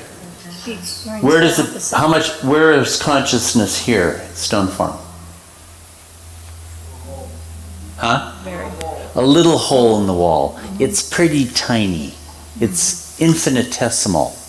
The tiniest little flash, point, prick, of consciousness is there, that's all. So God has asked the question, who am I? And the first thing that happened was God became a stone. What's the problem? Can God answer that question with the tiniest little pinprick of consciousness? No. What does God need before God can even set about the problem of answering the question, who am I? He needs to be awake. He needs to be conscious. He needs to be wide awake. And stone won't do it. Stone won't do the trick. So that, you see how the whim drives it. The whim is the driver of evolution. Before that question can be answered, the soul has got to wake up. See, there's purpose for all of it. So when Baba depicts evolution, there was a diagram I had earlier which showed between consciousness and form, there's a zigzag. And how I'd explain that, I don't have it easily available here, is that, like, let's suppose you get to a certain form, and my consciousness has kind of progressed beyond the limitations of that form. The form is not quite adequate for my consciousness. So then I jump. And maybe I jump a little to a form that's a little bit beyond me, right? What's next after frog form? Fish? That'd be a big jump. I don't know, reptiles. Let's say a dragon, a Kamina dragon. What do they call it? Komodo dragon. I'd say that's beyond frog, huh? Way beyond, okay. Well, maybe you wouldn't go that far. But you jump to another form that's kind of a little bit beyond you. A salamander, okay. And then gradually, after getting eaten up and having had a bunch of failed careers as a salamander, after a couple of tries, you get it to work. And your consciousness catches up, okay? And then your consciousness kind of gets beyond the salamander. And then I go on to whatever the next after salamander is. I do another jump. So the thing is that it's not just a survival of the fittest and random mutations and an arbitrary material process, which is what materialism would have it. It's a purposeful progression. And through it, I get more and more and more sanskaras. Like, I'm a frog and I'm out there in my lily pad and I'm making lots of noise. And I think I'm pretty good because I make my ribbit is more riveting than anybody else's. And lo and behold, an alligator comes along and I'm done for. Okay, well, I've gotten new kinds of sanskaras of being eaten up while I'm sort of on my ego trip. So then my next lifetime, I've got that new little bit of experience, that I bring. I'm a little bit cautious of alligators. Maybe in another couple of lifetimes, I'll become an alligator, just to try out that end of things. So you get more and more sanskaras, and sanskaras are like the glue or the capturing device. They capture consciousness. Sanskaras are good things to the evolution of consciousness. They're the medium by which consciousness is captured and collected and built up. So these two build concurrently. Consciousness gets more and more and more, and sanskaras get more and more and more. And what is at the root of a sanskara? At the root of a sanskara is desire, right? And what was the first sanskara? Who am I? The desire to know myself. So the root of all desire is this very whim that is driving this whole process. And it does so through sanskaras, which are always wanting something, wanting to express themselves. So this is how evolution works in Baba's account. So you can, yeah, Sean? Like extinct species, it's just, we just evolved past that, like the dinosaurs or something like that. Yeah. We just, our souls in general have evolved consciously beyond being in any of those other species, I guess. There's other types of... Baba did say that if a species becomes extinct, the soul can, let's suppose there's a soul that needs to have those experiences. Tyrannosaurus Rex experience. Okay. Well, it can successfully use other forms and have that same experience. And that the flow of evolutionary progress can't be stopped. It's going to find one form or another. Here's another factor too. Baba didn't talk about this, but there are 18,000 planets with human life on it. How many must there be with reptile life? A lot more than 18,000. So if I got to be a Tyrannosaurus Rex, I take a look at Earth and say, this place is a wasteland. This is no good at all. No swamps. I'm going somewhere else. And I zoom, 5 billion light years where there are dinosaurs galore. We've got a whole universe as our canvas. I'm just assuming this. You go where you need to go. That's why I would suspect Baba's account of evolution, those kingdoms of evolution, it seems to me there's no guarantee we're going to see that in the fossil record of any given planet. Because let's suppose we're a whole bunch of frogs in a little pond, and we're doing the trip together, evolutionary journey, and it's time to go on to something else. Okay, we're going to do a jump. You wouldn't do a jump to a bird form, a fish form, but let's suppose we are anyway. But the planet we're on, it's just no good for that. So I suppose we'd go to another planet. And maybe there's some nature spirit who Elaine comes along and says, come along, we zoom along through the subtle sphere, because the subtle sphere takes no time at all, and we go to another planet where the facility is there. And then maybe, a billion years later, we come back to that original planet because it's got a facility that we need. So I don't see that necessarily Baba's narrative of evolution is going to show itself in a clear form in any one planet, should it? The soul's going to go wherever it needs to go. So just to be clear on that note, so evolution and reincarnation can happen amongst these many different planets, but only involution can occur here on planet. That's right. Okay. That's right. Evolution, reincarnation are everywhere. 18,000 with human form for reincarnation. So my 8 million 18 million? 8,400,000. That's happening between the other 18,000 planets. Yeah. As far as my reincarnation. Yeah, that's right. The involutions, okay. Yeah, just involution is only here. But now that I know about MeherBaba, I may hang out here for a little while. Yeah. That kind of the assumption. Yeah, that's the idea. Now, another thing that Baba said about the evolution. Oh yeah, I had it right here. Look at that. Darn. Okay, well let me show it. This is the universe, and this is the eye, and that's stone form, right? That's a hole in the door. Do you understand this metaphor? It's like if you're trying to experience the universe, you need a medium. That is to say, you need an opening through which your consciousness can access the sphere, right? The gross sphere. You want to experience LA, but you're living up in a shoreless ocean somewhere. That there's no opening. You need an opening. You need a body. This is the body. Because the opening is so small, stone form, it can experience only a hair on the head of the mane of the lion. That's all. But in this rooster, the opening is larger, and it can experience the whole head and mane of the lion. In human form, the door is wide open, and you can experience the totality of it.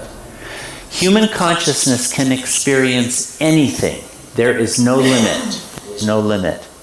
The problem is that the anything and the everything that we experience is nothing. It doesn't exist. It's a shadow. It's non-existent. That's the problem. And Baba says that very clearly in the first chapter of God Speaks. We didn't read those passages, but we talked about them. So this is a beautiful illustration of that idea. I wish I had remembered earlier. Just before you go to that, just going back to that quick question. Yeah. So the amount that the soul can experience itself is kind of like through this each form of the species or what's done, the evolution process is already predetermined. Well, the soul can only this little tiny bit of hole is available to him to experience himself as a stone. Yeah. He can't go and experience himself as a rooster. No. Okay. No, because so it does. It's a hierarchical. Yeah. You got to go through this. Yes. So and the way you do it is by what we were talking about: consciousness, the plane of consciousness, the experience. But this is in human, and then the state. Yes. So through the medium of the body, it experiences the sphere. Yes. And through that experience, it acquires sanskaras. Right. And as it acquires more and more sanskaras, the whole gets bigger and bigger. Okay. Then you answered my question, because my next question was that what happens to the sanskaras when the soul goes through, let's say, the stone form there, the rooster? Is it just gets more and more, or it's deform itself and changes itself to something else? Well, there are a lot of questions here. I'm not quite sure what the answers are because Baba wasn't all that explicit. You must spend sanskaras even in evolution. But I think you wind up acquiring a lot more than you spend. Okay. So that in stone form, your sanskaras are very limited and very few. But by the time you're a rooster, you've got a very extensive body of sanskaras. For example, Baba didn't say this, but I presume this must be true. Like, I've got a physical body, and let's suppose I get a cold. and my physical body attacks the cold. Is it a virus? I think it's a virus, isn't it? And kills it, and I get well again. Well, why is it that I can do that? Because I did all those things when I was on that level. Yeah. You know, I was on a molecular level. I was a one-celled critter. So now I'm no longer conscious of it, but I've done it all. I've earned it. I've earned this human body. The human body is a great thing. It's a great achievement. And so we've gone through all those stages by acquiring sanskaras. All the way. I wasn't just a question that I was a one-celled cell once. Heck, I was a molecule. I was an H2O molecule. You know, I did all of that. What do you think stone form and metal form is? It's the primitive consciousness. We had to go through all those things. So it's only by basis of having experienced those things we can rise to where we are.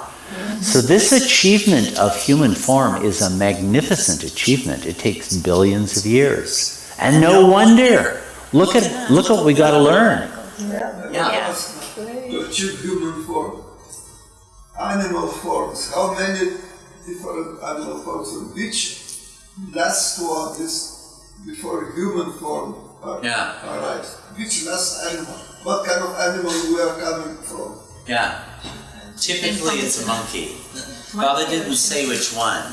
He did say once that he was going to explain what the missing link was. But then... We probably can refer to unconsciousness and find out. Yeah.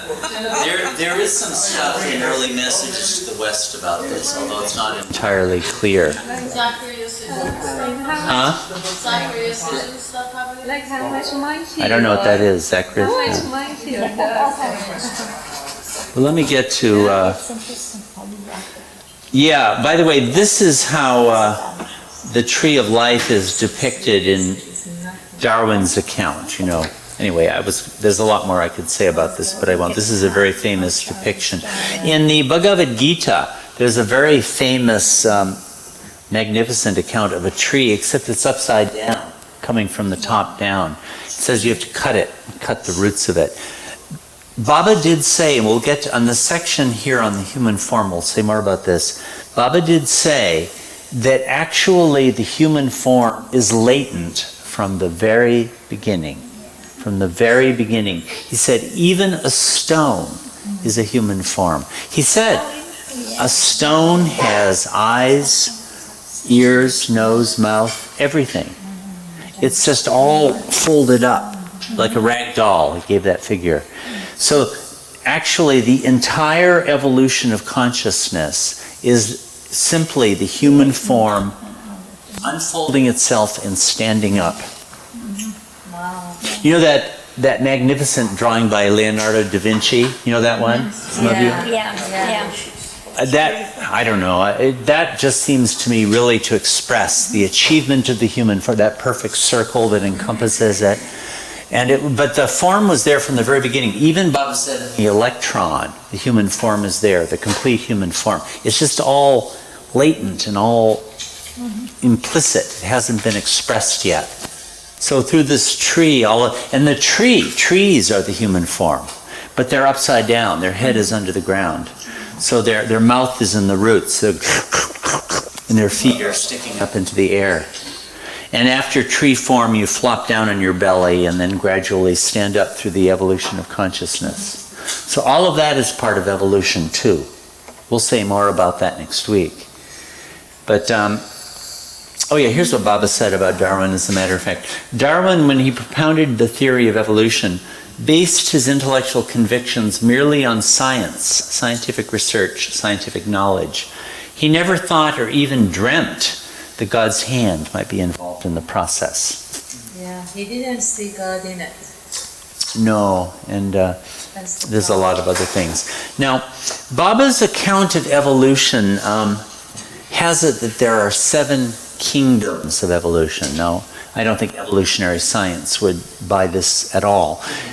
But, and these are the ones he goes through. Okay, chapter 2 of God Speaks I won't take the time to read passages, but you may be acquainted when people talk about God speaks, they'll say, oh, God, that about the most, and the most next, and that kind of language. It's really chapter 2 that they're talking about. That's where that all comes up. And it's talking about the evolution of consciousness. And if you read it, pay attention to those 4 things we talked about earlier. Consciousness of body, they won't use plane, but we could say sphere or environment, having experience through that medium, being the state of experiencing yourself as that, and acquiring the sanskaras. Baba goes through that process exhaustively. And this is an important point he raises. Let's suppose, I'm in the last fish form, and then the first bird form is going to be a waterfowl, he says, okay. Or I won't do that kind of leap. I'm a turkey, and I'm on my way to becoming an ostrich. Say ostriches are next. Okay. What happens is, in my last incarnation as a turkey, I acquire a body of sanskaras. And the next form I have is that body of sanskaras represented in the next form. And that principle remains true from beginning to end. The life that you are living right now is the body of sanskaras that you acquired in your last lifetime. Right now you're living out your last lifetime. And next lifetime you'll be living out the sanskaras you acquired this time. And that happens all the way through the evolutionary journey, and it continues to happen in reincarnation. I have one question about sanskaras and how Baba mentioned when you get money from somebody else, you acquire sanskaras of that people. How this happens? Yeah, no, all interactions involve the acquisition of sanskaras, sure. That would be. Holy cow. Yeah. We'll be saying more about sanskaras later, although I seem to be coming to the end of the session. Maybe next time I'll start out with a little bit about reincarnation and some of those things. Still daylight. That's right. Yeah. So now these are some of the characteristics of the 7 kingdoms. Stone and metal, they're inanimate. Life and energy are dormant, and they're recumbent. In the evolutionary journey, the actual physical posture of the body is significant. The whole journey of evolution is so that you can stand up. It's all for that. That's one of the great achievements. I never had any children, but it makes me think that maybe when you got a kid, when do they start to walk? At age 1? 6 to Some 9 to 1. months. It Yeah. depends. It's variable. I would imagine the moment a child first stands up would be a big moment. When they pull up. It is. Yeah. Yeah. They can Because pull that themselves would up. be recapitulating the entire yeah, evolutionary oh, journey. right. It took the entire evolution of consciousness to Oh, do wow. that. Oh, For the human form to stand Yeah, I up. can think of that. How beautiful. Yeah.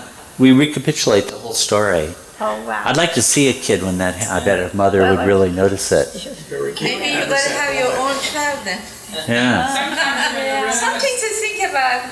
You think I should have a kid now just to... Yeah, just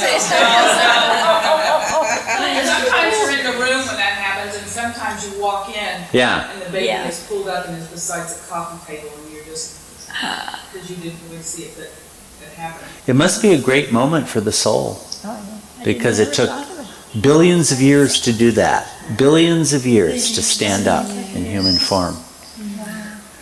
So in stone form, you're recumbent. Vegetable is half animate and half inanimate. It stands erect, the head down and the feet up. And it's dependent on others for the erect position. Baba says this and God speaks. So you can't, like as a human being, I can stand independently, I can walk around.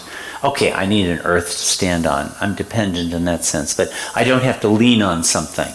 But in a tree form, you're rooted in the earth, or in a rock, or whatever you're attached to. Worm form, here you have the animal animation happening, includes worms, insects, amphibians, and reptiles. It's animate with a tendency to crawl. This is the posture, the crawling posture now. So after having been upright but upside down in vegetable form, in plant form, your feet up, your mouth under the ground, you flop down on your belly at this stage. Never assuming erect posture, first invertebrate, then vertebrate, experiences the struggle for life. Fish are immersed in water. We see a movement here from earth to water to air to fire. Baba explains that also. Next week we'll be seeing a lot more about this. They're immersed in water, animate and vertebrate, endowed with life and sensation, experiencing the struggle for existence. They're recumbent. He said they're about 60 degrees. He said their eyes look up. I've never fished, so I don't know. Do they look up? He said when they dive, they look up. Their eyes are Yeah, that's right, aren't they?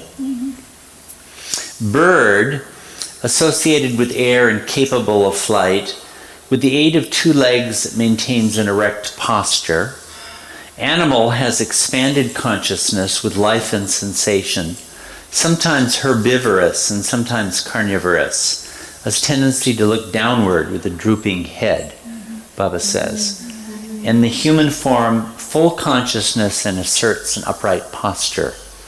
These are the major kingdoms of evolution. And he has a couple of charts.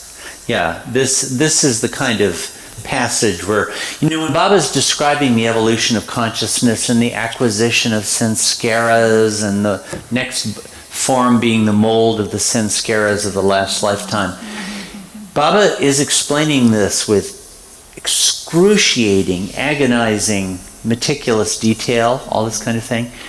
And when I read it, you know what occurs to me? It's sort of like, you might ask the question, well, why, for God's sake, does Baba have to go through this so much? It can be tortuous to read.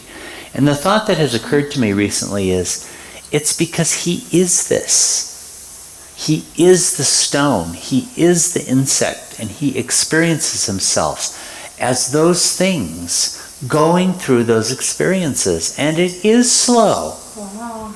You're having to do every little thing for an infinitesimal advance.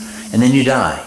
I'm an ant and I'm just creeping along, and then someone goes and steps on me, and I have to get reborn. That's why he's doing it. He's showing the immensity of the journey that the soul has to go through in evolution to become conscious. So actually, I find these passages to be very beautiful that way. I find the whole book to be beautiful. But this too, that agonizing, meticulous detail, that's him. He's sort of like, that's me. This is my story. We did all of this.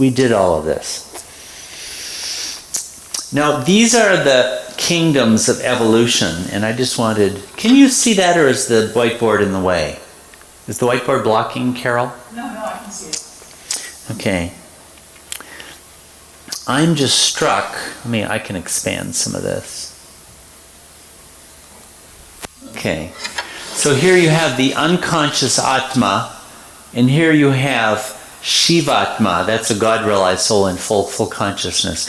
We talked about how the whole journey of the soul is from God unconscious to God conscious, right? From the moment of the whim, unconsciousness and consciousness both got established concurrently.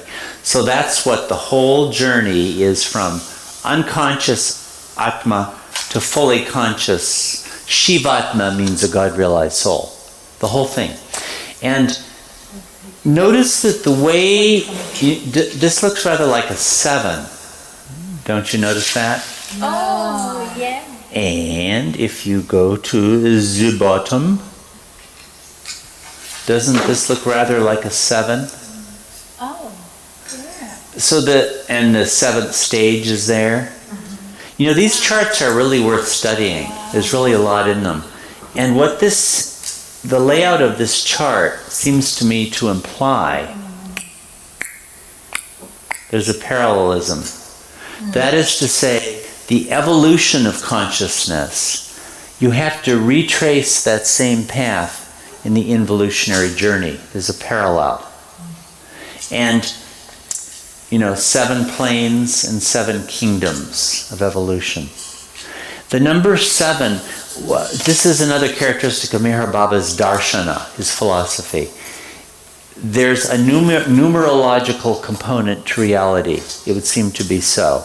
We give a lot of examples. 7, the number 12 in circles, the number 56. There are a lot of significant numbers.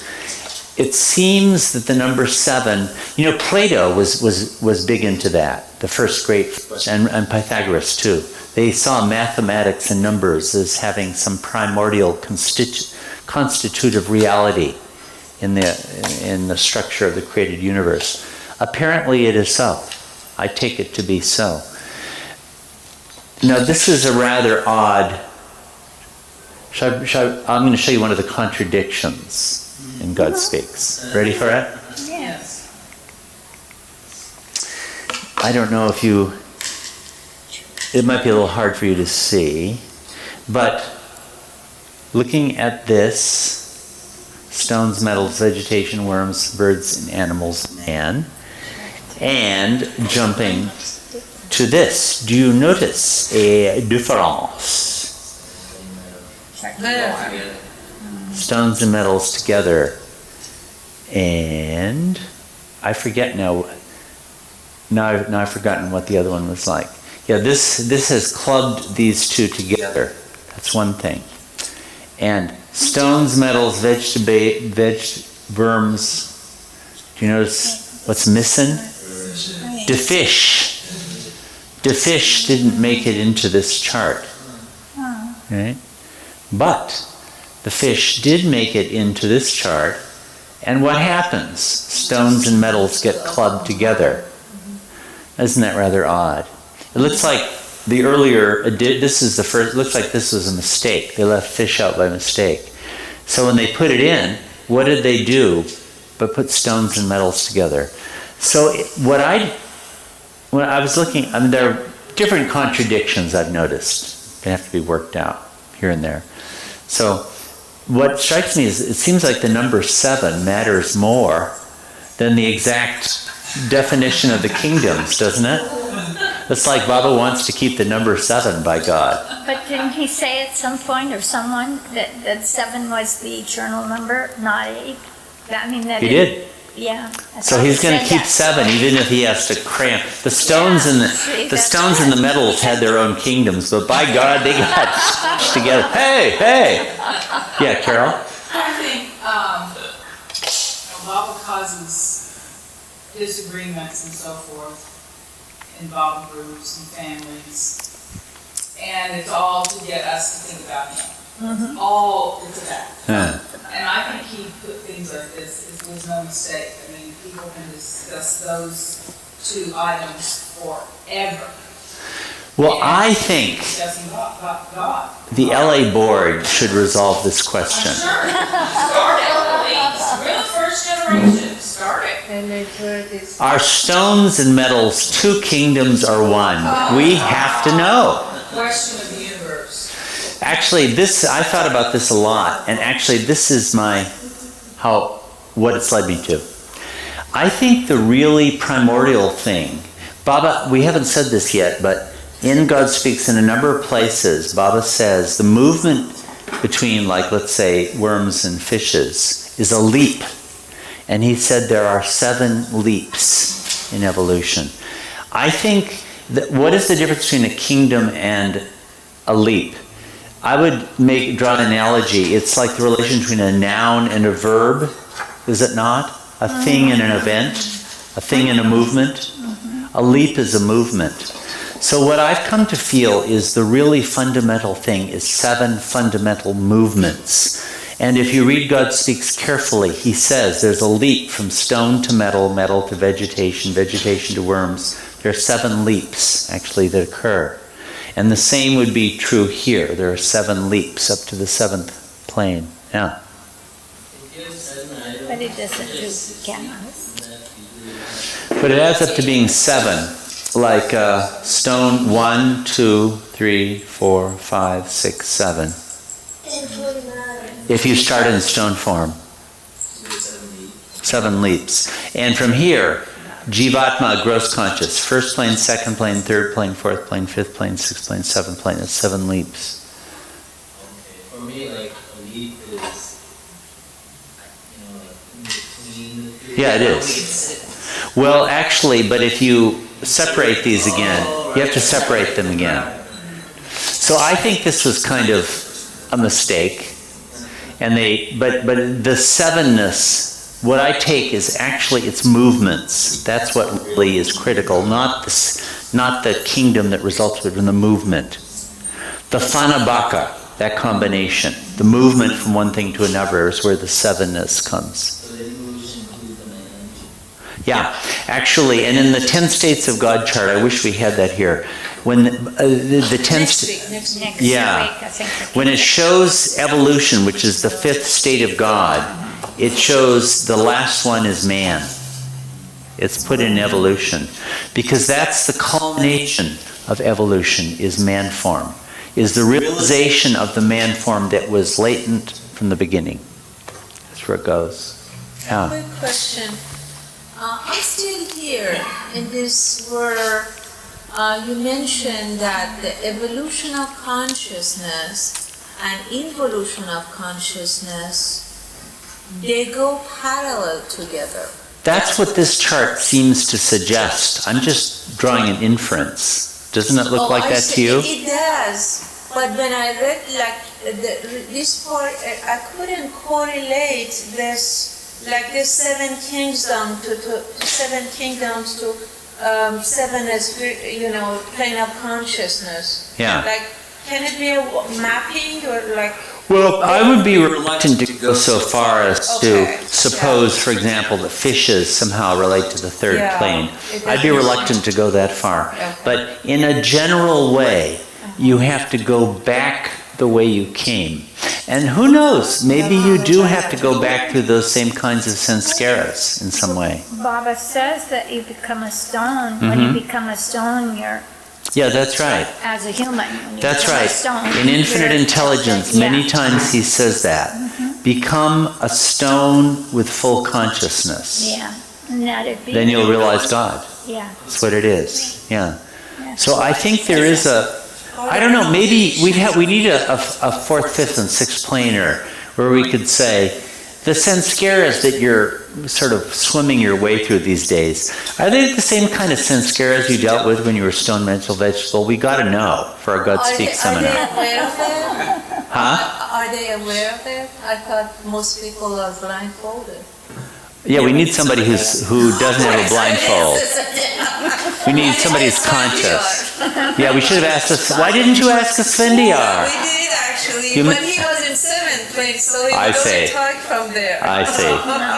Okay, darn. Darn, he's gone now. Well, I'm seeing it's 4:30, so maybe we should be winding it up. We didn't even get to reincarnation, so tomorrow we'll start with the reincarnation. Okay. So on the reincarnation part of the session 2 left? Yeah. Okay, and then we'll go to the next. Okay. Reincarnation and involution, piece of cake. For the LA group, for heaven's sake, we need an 8th plane so that the LA group can have enough scope to express its potential. Yeah. And 7 planes don't give you, you can do that. Tomorrow you'll have more visitors too. Okay. Some people are going to come tomorrow. So. Well, thank you so much, and we're off. Jai Baba.